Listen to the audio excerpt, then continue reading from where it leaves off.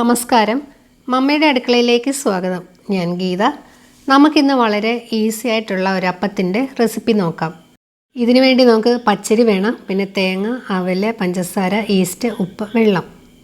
ഞാൻ ഈ ഗ്ലാസ്സിന് ഒരു ഗ്ലാസ് പച്ചരി എടുത്തിട്ടുണ്ട്. പിന്നെ ഈ ഗ്ലാസിൻ്റെ പകുതി വീതം തേങ്ങയും അവലും ഉണ്ട്. 2 ടേബിൾ സ്പൂൺ പഞ്ചസാരയുണ്ട്.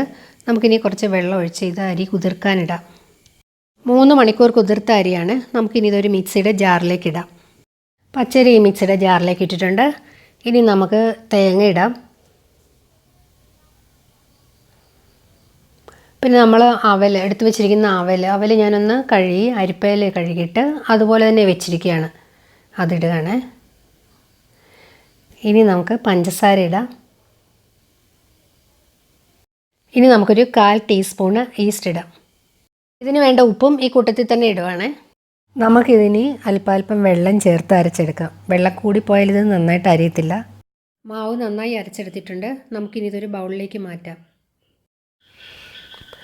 നമ്മൾ ആ അരി എടുത്ത ഗ്ലാസ്സിന് 1 ഗ്ലാസ് വെള്ളമാണ് എടുത്തിരുന്നത്. ഈ അരയ്ക്കാൻ വേണ്ടി നമുക്ക് ആ വെള്ളം മുഴുവനായില്ല. നമുക്കിനി ഈ ജാറിലേക്ക് കുറച്ച് വെള്ളം ഒഴിച്ചിട്ട് ആ ജാറൊക്കെ നന്നായിട്ട് അതിലെ ആ മാവെല്ലാം കൂടെ കൂട്ടിയിട്ട് ആ വെള്ളം കൂടെ ഇതിനകത്തോട്ട് നമ്മൾ ഒഴിക്കുകയാണ്. അപ്പം 1 ഗ്ലാസ് വെള്ളം നമ്മൾ ഇതിനു വേണ്ടി എടുത്തിട്ടുണ്ട് കേട്ടോ. നമ്മുടെ മാവ് ഒത്തിരി അങ്ങ് ഇളക്കി കൂട്ടി വെക്കേണ്ട കാര്യമില്ല, കാരണം നമ്മളിതെല്ലാം കൂടെ ഒരുമിച്ചല്ലേ അരച്ച് വെച്ചത്.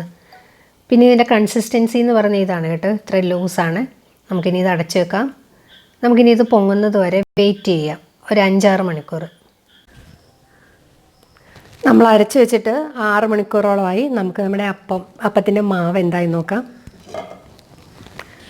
നല്ലപോലെ പൊങ്ങി വന്നിട്ടുണ്ട്, കണ്ടോ, നല്ല പതയൊക്കെ ആയിട്ട്. ഇതിനി നമുക്ക് ഒന്നും ചെയ്യാനില്ല, നമ്മളെല്ലാം ചേർത്ത് വെച്ചിരിക്കുക, ഉപ്പടക്കം എല്ലാം ചേർത്ത് വെച്ചിരിക്കുകയാണ്. നമുക്കിനി അപ്പം ഉണ്ടാക്കി തുടങ്ങാം. ഞാനിവിടെ ഒരു അപ്പച്ചട്ടി വെച്ചിട്ടുണ്ട്, ചൂടാകാൻ വെച്ചിട്ടുണ്ട്. ഈ അപ്പച്ചട്ടിയുടെ ചൂടെന്ന് പറയുമ്പോൾ ലോ ടു മീഡിയം ഫ്ലെയിമിന് ഇടയ്ക്കായിരിക്കണം. അല്ലാന്ന് വെച്ച് കഴിഞ്ഞാൽ അപ്പം ശരിയാവത്തില്ല, കരിഞ്ഞു പോകും. ആ ഒരു ഇതിൽ വേണം നമ്മൾ ചൂട് വെക്കാൻ. പിന്നെയെന്ന് പറഞ്ഞു കഴിഞ്ഞാൽ ഇനിയിപ്പം ഒരപ്പം ഉണ്ടാക്കി കഴിഞ്ഞേച്ച് വീണ്ടും അടുത്ത് ഉണ്ടാക്കുമ്പോഴത്തേനും ഇതിനി ചൂടായിപ്പോയാൽ ഒരു നനഞ്ഞ തുണി വെച്ചിട്ട് അപ്പച്ചട്ടി ഒന്ന് തുടച്ചു കൊടുക്കണം. അപ്പോൾ ആ ചൂടിൻ്റെ ആ ഒരു ഇതൊന്ന് കുറഞ്ഞു കിട്ടും കേട്ടോ. അപ്പം നമുക്കിനി മാവ് ഒഴിക്കാം. ഈ മാവ് നമ്മൾ എപ്പോഴും ഒന്നും ഇളക്കി കൊടുക്കേണ്ട കാര്യമില്ല.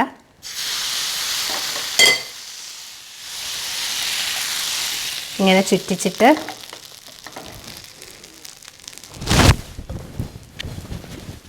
ഇനി നമുക്ക് അടച്ചു വെക്കാം. ഈ അപ്പം വേകാൻ ഒരു മിനിറ്റ് മുതൽ 1.5 മിനിറ്റ് അത്രയും സമയം ആവശ്യമുള്ളൂ. അത് ഓരോരുത്തരുടെ ആ സ്റ്റവിൻ്റെ ഇതനുസരിച്ചും പാത്രത്തിൻ്റെ ഇതൊക്കെ അനുസരിച്ച് വ്യത്യാസം ഉണ്ടാവും. നമുക്കിവിടെ ഏതായാലും ഇപ്പോൾ 1 മിനിറ്റ് മതിയാവും ഇത് വേകാൻ. അപ്പം വേകുന്ന വരെ നമുക്ക് വെയിറ്റ് ചെയ്യാം. നമ്മുടെ അപ്പം എന്തായി നോക്കാം. അപ്പമൊക്കെ വെന്തിട്ടുണ്ട്.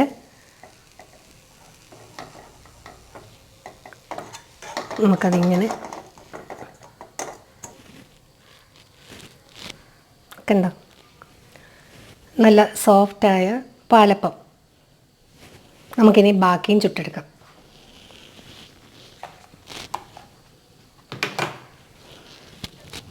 നനഞ്ഞ തുണി വെച്ചൊന്ന് തുടയ്ക്കുകയാണ്.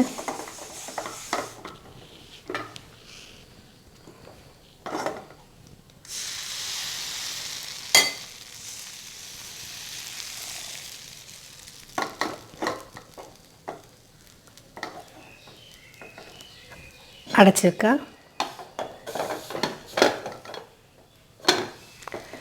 എല്ലാ പാലപ്പവും നമുക്കിങ്ങനെ ചുട്ടെടുക്കാം. പാലപ്പം എല്ലാം ഉണ്ടാക്കി കഴിഞ്ഞു. ഇതൊരു 10-11 പാലപ്പമുണ്ട്.